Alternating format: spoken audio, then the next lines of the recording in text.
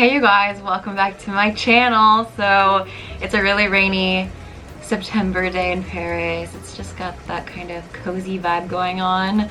So I thought that it would be the perfect day to film a Q&A. Maybe you guys can even hear like the rain out the window. I just feel like it's so calming and makes me want to like stay inside and just have like good chats. So that's what we're gonna do today. I asked you guys on Instagram if you had any questions for me, so if you don't follow me on Instagram, make sure to do that so you guys don't miss out on the next Q&A. This ended up being so long that I broke it up into two parts, so there's gonna be a Q&A part 1 and a Q&A part 2, because otherwise it's gonna be like 2 hours long, and I think it'll just be better for you guys to have it like broken up like that. So yeah, today is going to be like art and creativity and Paris, France stuff. So, and then next week we'll do personal development and relationship. I know that this video is gonna be like super long, so let's just go ahead and jump into it. So the first question that I got, and which was super sweet, was how have you been doing recently? And honestly, I don't even know if you guys can tell from my recent videos, but I mean, I hope that you can, but I've been feeling like this new surge of creativity, of hope, and just like spice in my life. And I don't know if it has to do with like, you know, changing my hair and like bringing in that new energy, or because I'm working on like a lot of exciting new projects, or maybe it's just like fall in general. I feel like fall for me always brings like this very nostalgic and hopeful energy. But I was able to heal from a lot of things, which I'll talk about later in the video, over the summer, and so now I'm just like very excited. So thank you for asking, and I'm doing really well, and I'm excited about like what I'm going to do on this channel this year as well. So, and then just very quickly, somebody asked, what are your astrological placements? So I have my sun in Aquarius, got that like aqua air vibe, my moon in Pisces, which is like, you know, your moon is supposed to be more of your like emotional side, and so I definitely feel that. And my rising is in Capricorn, and my Mercury is in Aquarius. So I mean, there you go.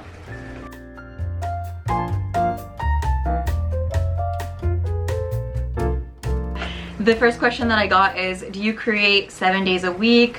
What is your schedule like? So unfortunately, I don't create 7 days a week, and it's just because, and this is something that I don't think that we talk a lot about in art school, or just like when you're starting out as an artist in general, a lot of your time as well is like the planning of projects, writing out like project proposals. And I think when you're somebody that has a lot of different sort of things going on and, you know, very versatile activities, then unfortunately you can't spend like 7 days a week creating, and that's just the reality of it, you know. But I do try to spend at least like 4 to 5 days like really getting my hands into some materials and making things, because I feel like, you know, that is what truly brings me joy. And then at night is when I tend to do like YouTube stuff, because I don't know why, but I feel like editing is like a night activity. Someone said, how has the transition out of art school been? So if you guys don't know, I finished my master's in art in June, and I had been at that school for 5 years, and I feel like the transition has been kind of good. Like, I feel like the transition has been overall really good, because even like in my last few years at the school, I was already trying to do like projects on my own and like separate myself from the school a little bit. For example, like my YouTube channel or my book. I didn't want to feel like overwhelmed when school ended, and I was just like, okay, what do I do now? I think like I understood pretty early on that you kind of have to make your own opportunities, and that's not something that we talk about a lot, because there seems to be this mentality of like there are these gatekeepers in the art world, and you know, you have to wait for them to give you permission to be like a part of their club. And I realized that, you know, especially as like a female artist and a foreigner in this country, like I really need to be like a self-starter. And I think that that would be like a really big tip for you guys, is don't wait for somebody else to give you permission to do something. Like whatever project you want to start it now, and make people pay attention to you because you're doing cool stuff, you know. Which brings me to the next question, which is any exciting goals or projects for the rest of this year? So yes, I'm super excited because in the fall I'm organizing my first solo show in Paris. I hope that all of you guys who are here will come, as well as I'm gonna start curating collective shows at the Villagerie or the convent where I'm in residence. And I'm really excited about this. Like, I'm really excited to be able to, like, you know, give other artists like an opportunity and a platform. And also I really want to put forward women artists. So other than that, I have another really exciting project which kind of involves you guys as well if you want to participate. So it's called the Palace Theater Project. So basically I've had this idea for a while, but I wanted to create this online theater project on my Instagram where I write out these scenes and I make them available to you guys, and each time the scene will be different, and I will pair you with somebody virtually, or if you have somebody that you want to do the scene with, you can. And it'll be one scene, but you have the opportunity to play it like 3 different ways. For example, like, play the scene as if it was in between an angel and a devil. Play the scene as if you were like 2 dogs at the shelter, you know. And it's just to get your guys' creative juices flowing, and also for you guys to feel like you're a part of like a creative community, you know. Like, I just feel like, why have a platform if you can't do fun projects together? So that I'm gonna be launching, so if you guys want to be a part of that. And I don't know how it's gonna go, but I just feel like fuck it, like, let's just do it, you know. Other than that, as you guys know, I'm working on my album, my first EP. If you guys don't know what an EP is, and it's an extended play. It's not as long as an album would be, but it's like 4 to 5 songs. And I've talked about this on my other videos, but basically they're songs that were inspired by the process of going through my divorce and sort of like my rebirth of sorts, and just all of the emotions of that. And it's been really exciting because I wrote all the songs and I started producing them and then collaborating with another producer. So yeah, I'm really excited about that. I feel like that's been a big theme this year, and something that I've appreciated so much is community and collaboration, you know, because it just inspires you so much and it gives you so much energy. And if you guys feel alone as artists, I would just encourage you to reach out to somebody else. For example, the next question is like how to not compare yourself to other artists.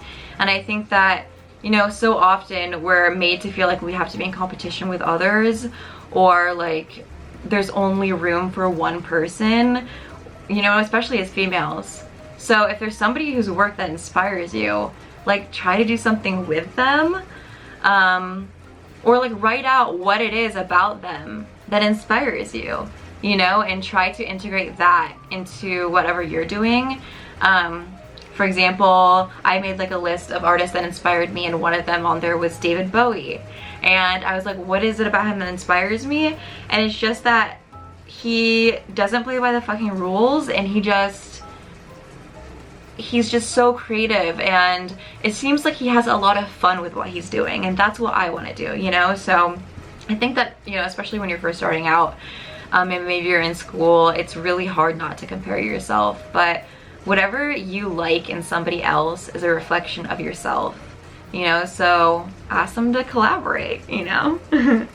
This goes along with like the music thing. Somebody asked, will you make your EP public, and when can we hear your music? So yeah, of course, like the idea is like to set it free into the world, and that's why I've been really trying to work on it now, because for me it's a little bit time sensitive, because I don't want to like work on this for like 2 years and for it to come out like way after I've gone through all of these things. So yeah, like I really hope to finish it by like January, and then I'll be able to release it. I have like so many fun things planned, like music videos, and different ways that I can involve you guys. And yeah, so whenever I finish, but you know, these things also take time. Somebody said, would you ever take an apprentice under your wing? I've gotten a lot of messages from people asking if I'm looking for like an apprentice, and eventually I would definitely be open to that, but I also want to make sure that they're getting something out of it. And since I just finished school and I'm really busy with other projects, I don't feel like it's the right time. But like I said, I will be taking like interns for the shows that I'm gonna be curating in the fall. So if that interests you guys, hit me up. And these are also paid opportunities. I feel like you know, we don't talk about this enough, but even when you're first starting out, I really feel like you deserve to be paid. I've had so many friends that have been like apprentices for artists, hoping to get something out of the experience, learn something from the experience, and not being paid for it. And in reality, they just ended up doing like menial labor, you know? And so I feel like no matter what, when you're first starting out, do ask to be paid, because your time is worth something, even though you're a beginner, you know? So, all right. Somebody asked, do you think it's easier to be an artist in Europe or in the US? I've never really tried to like be a professional in the US as far as art goes, but I can only really speak on my experience in Europe. But what I do know is there is a lot of support for artists in Europe, not just like as far as funds goes, but also emotionally. I feel like socially you are treated like a valuable member of society, and I think that really is very empowering, you know? Whereas like in the US, I know like a lot of creatives that feel almost like they have to justify their creative activity, like, oh yeah, I do this creative thing, but how I make money. Whereas like here, people don't really probe too much. Actually, that's bullshit. People ask me all the time about like money stuff, but no, like I feel like you are just supported in a different way here. I would love to hear from you guys if you're also creatives like in the US. Do you feel like you're supported? Do you feel like it's been easier for you? Yeah, I'd love to hear from you guys as well. The next question is, any tips on how to find financial stability as an artist, and how do you make money? Okay, I feel like the biggest tip that I would give is to diversify and not put all of your eggs in one basket, as we say. And the reason why I say this is because as creatives, you know, sometimes it's hard to know when your next paycheck is going to be coming in. For example, if you're a painter, like maybe this month you sold like 3 paintings and then next month you only sold 1, you know? So say for example you're a painter, well maybe try and do prints as well, or you know, maybe offer to do commissions, or think about like, oh, if I'm good at drawing, maybe I could do tattoo design as well, you know, or illustrate for people. And collaborate as well. I feel like collaboration is a really good way to you know, meet people and also make sure that you're having that income coming in. So I also received a ton of questions about how I make money, if it's my parents that pay for me, like how do I afford to live in Paris, etc, etc. No, my parents don't pay for me. I pay all my bills myself, independent lady. And the reason why I'm able to do this is because I did make sure that I had like a few different income streams.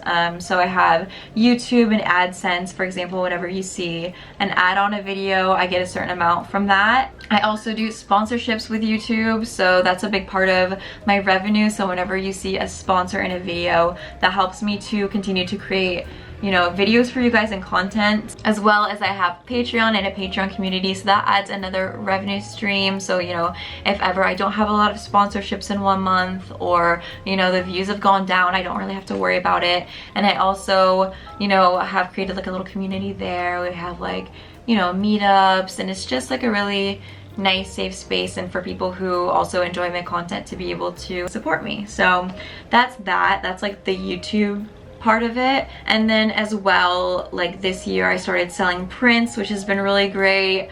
I try to like do a print drop once a month, and then I will sell my original paintings.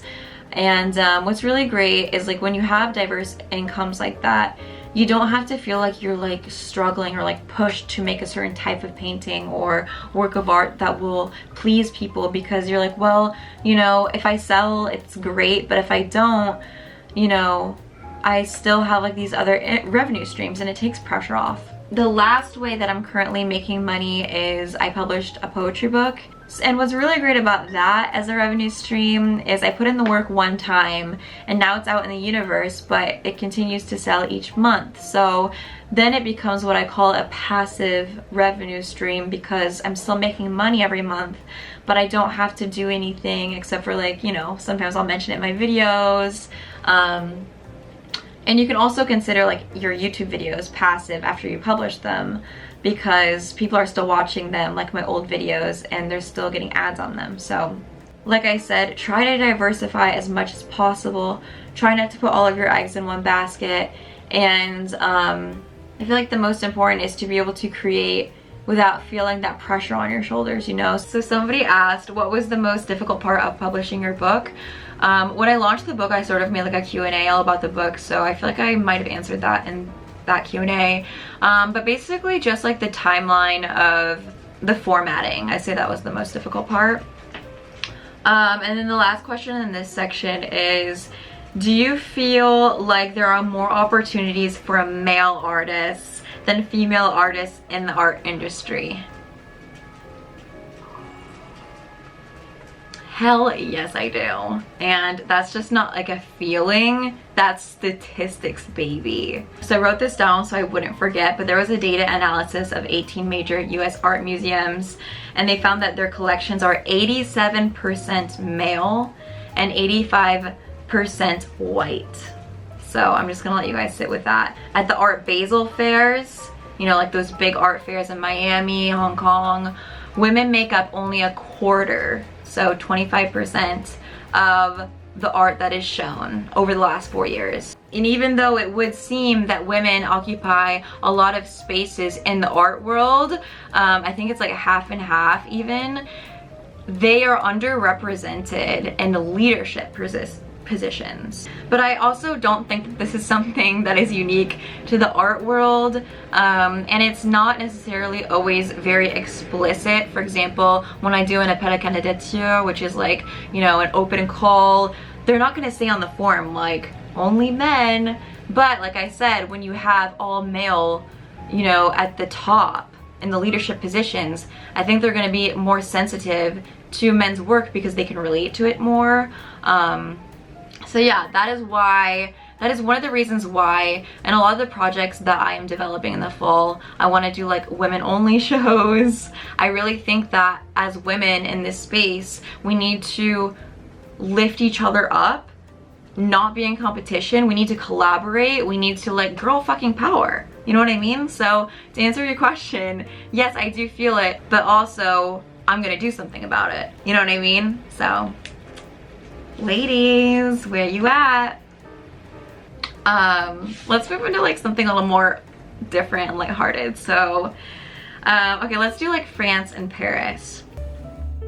So before we get into the rest of the Q&A, I want to take a minute to thank today's video sponsor, which is Wondrium, also known previously as the Great Courses Plus. And now like they went through a glow up and they have even better, more diverse content on their site. Wondrium is an online learning resource where you can find the answer to just about everything you've ever wondered about. They offer a diverse collection of short and long form videos, tutorials, how-tos, travelogues, documentaries. As you guys all know, I recently finished college, but even though my education is finished in the classic sense of the word, I still want to keep like stimulating myself and growing, and I'm somebody that loves to learn about like all kinds of different things. So I think that their website is really interesting for that because they have a wide variety of subjects that you can choose from. You can like hop around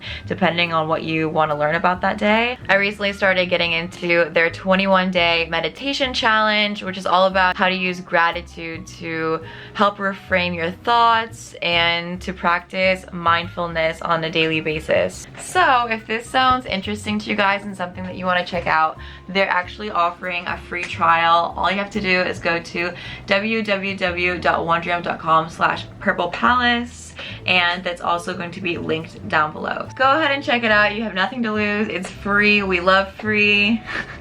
And let's get back to the Q&A. So the next question is, what would you say to the Shayna 8 years ago about to move to Paris? I wouldn't say anything to her. I'd let her live her life. You know, I think that there's something so beautiful about going into an experience with fresh eyes and not knowing what the future holds. And I had a lot of fucking fun. So I just feel like, have fun, girl. and I'll see you see you in 8 years. Someone asked, what about France is so special and why do you feel so connected to it? I think the reasons why I feel connected to it are in part because of the arts and culture. You know, as an artist, like I said, arts is really appreciated here, and the way of life really lends to the lifestyle of an artist. You know what I mean? Like slow days, a lot of, you know, time for introspection, a real appreciation for food and relationships, and working to live, not living to work, you know? I've never been able to understand like people who come and live here like expats and they just shit on the city. Like, I feel like no matter where you live, like there's always shit to say, like there's always negatives. But when I like hear people say that, I'm like, why do you live here? Like, honestly, I've lived here for 8 years and I still think it's just as magical. And another part of that, and the reason why I feel so connected, I think, is the time period in which I moved here, which was like 1920. And I think that was a very formative time in my life, and where I really kind of found myself. I found myself here, you know, and I learned so much and I overcame so much. And even the other day I was like walking around the city and I was like, holy shit. I was like, when I moved here I was like a baby, and I found my passion here. I, you know, fell in love, I got married, I got divorced, I finished my studies, I made friends, I lost friends, like I've had a heartbreak. I just have had so much history with this city, and so it feels like sort of like a family member to me or something like that. You know, when you have those friends that you guys have known each other for so long, like, you know, you're always going to be friends because you have already shared so much, and so there's that foundation there. That's what I feel about this city, you know? So yeah, I really feel like I really got to blossom here. As cringe as that sounds, but yeah, it's given me a lot, definitely, for sure. The next question is, do you feel safe in Paris? Any crazy stories? I feel like every time I have a Q&A, I get this question, and typically I have like, I would just say like, yeah, I feel pretty safe, just don't go out at night in certain areas, blah blah blah. But recently there's been, I do have a crazy story. I'm gonna share it for you guys. Get ready for this.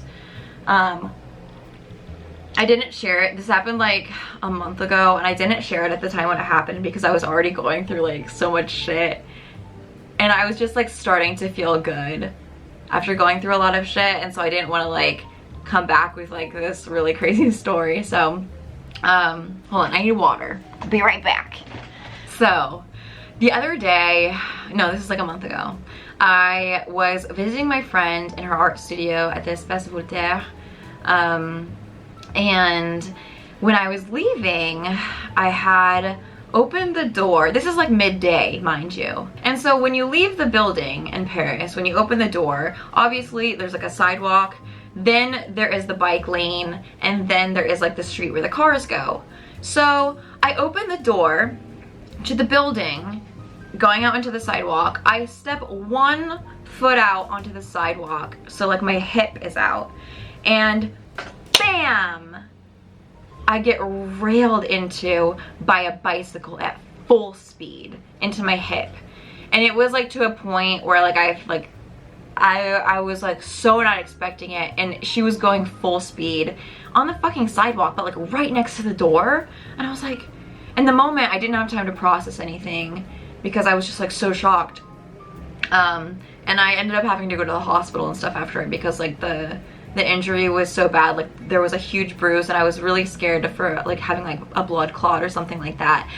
But it was just like so taken off guard that when it happened, like I didn't realize what was going on, and the lady on the bicycle like put her arms around me as if she was soothing me, and she's like, are you okay, are you okay? And I was like, yeah, but like in my head I was like, why is she touching me? Like, I don't know this lady. She was still on her bike, but she like had her arms around like my stomach. And then I was like, yeah, I'm fine. Like, you all know me. I'm always like, yeah, I'm fine. And then she went on her merry way, And I was thinking like, why was she like right next to the door of the building? There's a bike lane there. Like the bikes would never be that close to the door. And when I was walking away, like I noticed that my bag was open. And I was like, huh, bitch should not just purposely hit me so that she could get inside my bag. Because I was like having flashbacks of her like with her arms around me. And I was like, oh my God, she waited for me to get out of the building, because I had seen her like in the area, the courtyard earlier. And I was like, oh my God, she waited for me to get out of the building so she could hit me.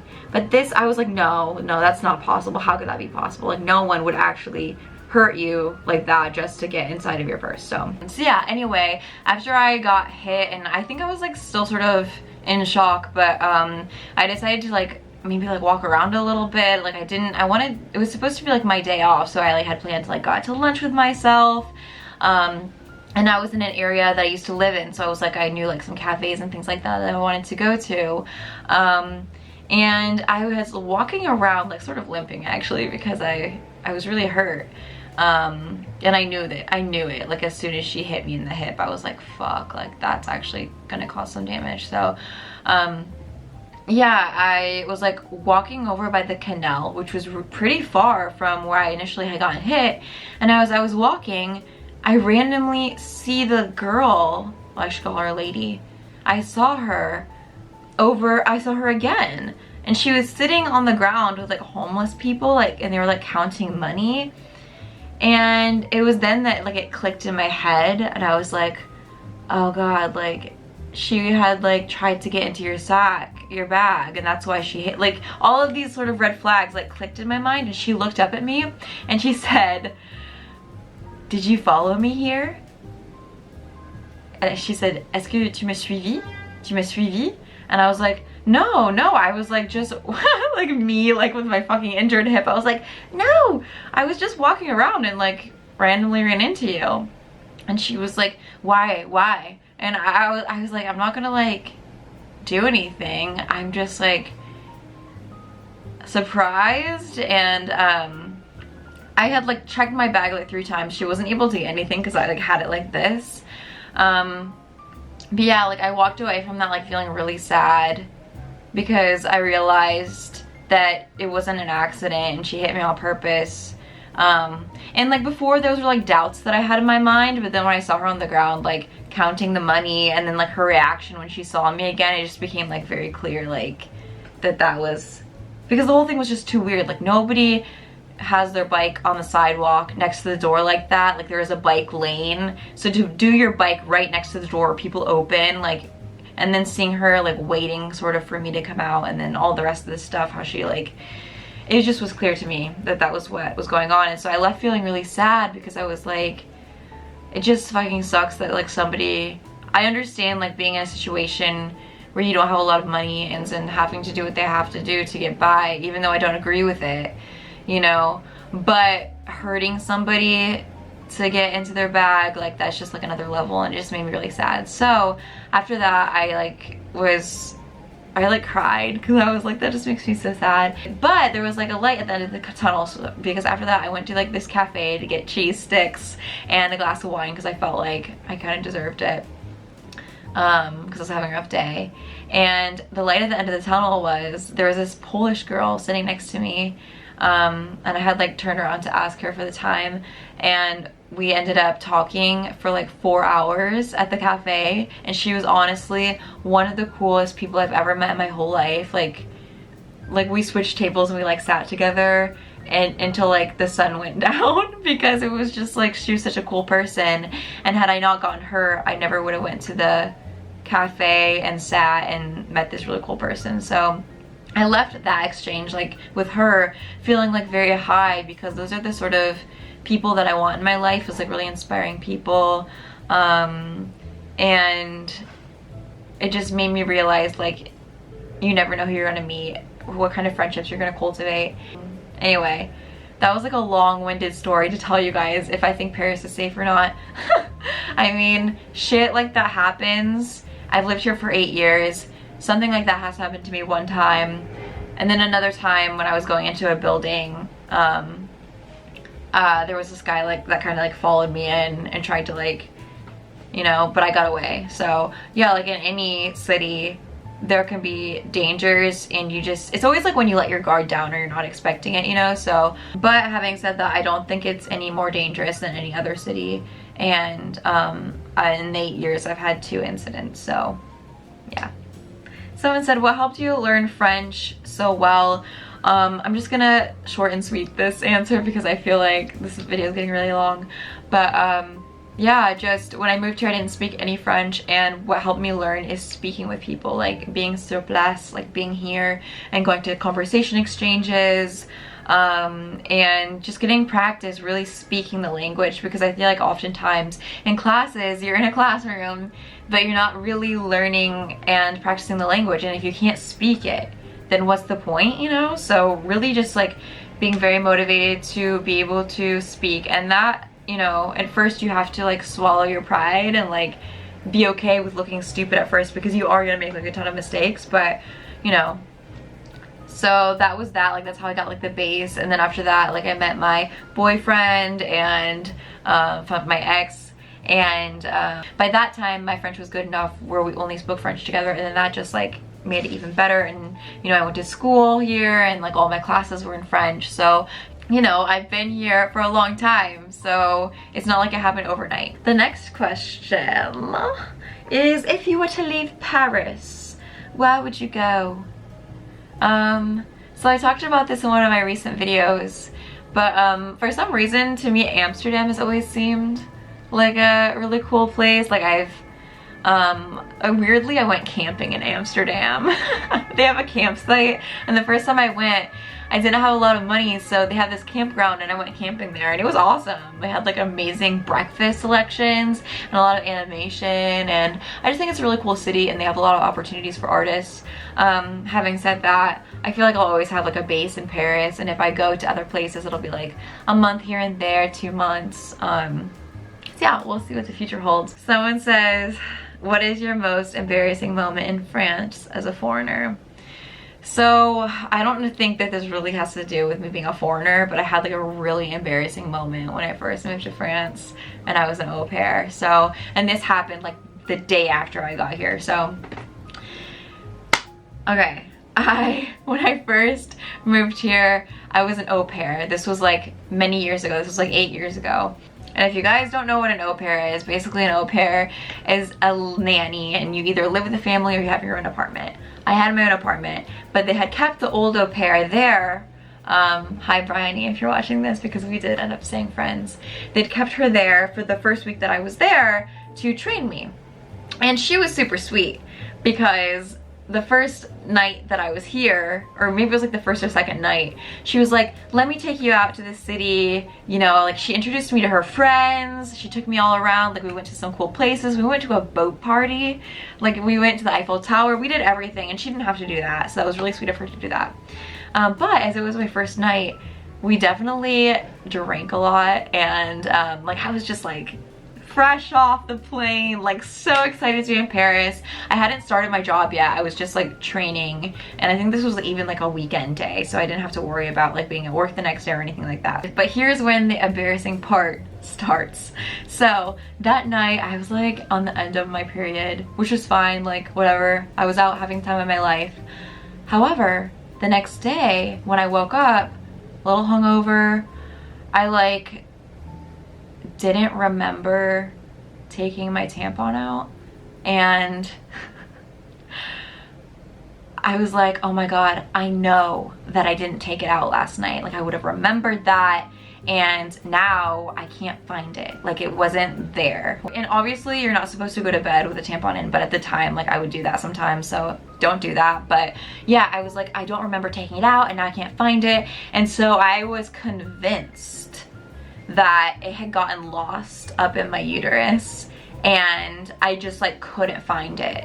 So this is my second day in Paris, and I'm like freaking out because I'm like, I'm gonna get toxic shock syndrome. It's like up in there, like, and I can't find it, you know? And so I like freaked out, and I told like the other au pair who I just met the day before.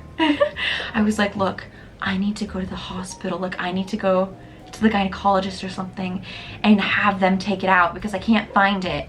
And like, she even was like, do you want me to help you? And like, I don't really remember if we did try to like get it out together. I think maybe like I had suppressed that memory. But like, we had like looked online, like, what do we do? And like, I like tried everything, but I couldn't find it. And so I was like, look, we gotta tell the host mom. So you imagine like she just got this new au pair and now like she has like all of these issues. So my new friend, the old au pair, she called the host mom, and I'll never forget it. She was sitting next to me and she's like, hi, this is Bryony, and I'm with a new au pair, and we have a little bit of a problem because we went partying last night and she can't find her tampon anymore. And the host mom, who just met me the day before, and like I'm supposed to take care of her kid, is probably thinking like, what the fuck? And I just remember her, I think on the phone, like being like, oh, okay, well, you know, I'll take her to the gynecologist. So that day, like that afternoon, me and the host mom in the car, just like making small talk, and she takes me to the gynecologist. And this is my first time ever going to the gynecologist. Second day in France, didn't speak any French. And I remember like sitting on the table like waiting for her to like find this lost tampon out in space. And she's looking and she's looking and looking for a long time, and I'm just sitting there waiting. And she looks up at me and I go, doctor, what is it? And she goes, there is nothing in there. And I was like, what? Are you sure? And she's like, there's nothing in there. There is nothing, empty. It's not in there. And I was like, so it got lost even further. I'm like, it's probably making its way up my organs. And she's like, no, no, no, no, no. There is nothing in there. So I'm like, well, I guess drunk Shayna did take her tampon out, and I have to go out and leave the clinic, and my host mom is like waiting in the car, I think like reading a magazine, and I open the door and I sit down and she goes, so how was it? And I look up at her and I go, there was nothing in there. And I can just imagine what she was thinking, like, oh my fucking god, this girl is gonna be taking care of my kid for the next year. And but she was so sweet. She was like, oh, you know, sometimes that happens. Like, you know, we think it's something and it's not. Honestly, she was so cool. But that was like super embarrassing, and I just like really felt like I got off on like the wrong foot. And as well, like that first half of the year that I was in France, I honestly had like hypochondriac symptoms. Like I would constantly think that there was something wrong with me when there wasn't. And I think it was just like coping with being in a new space. Like, for example, like I had thought that I had like this blood clot on my leg, and I went to the doctor for that. Like there was just like, I don't know, I just think being in a new space like kind of messed with my mind a little bit and made me just like very superstitious about my health or whatever. But yeah, I could say that that was probably my most embarrassing moment in France so far. Okay, so I think I'm gonna end part 1 here, and we'll pick back up next week on part 2. I really didn't want to separate the Q&A into 2 different parts, but really, truly, I think it's just gonna be better if we did it that way. So thank you guys for hanging out with me. I hope that this was interesting for you guys. I'm sorry if I didn't get to your question, but yeah, there was a lot of them. Anyway, I hope that you guys have a beautiful week. Don't forget to subscribe if you want to see more videos from me every Tuesday. You can also subscribe to my Instagram. So subscribe. You can also follow me on Instagram, Patreon, if you feel like it. So I love you guys, and I will see you next week. Bye.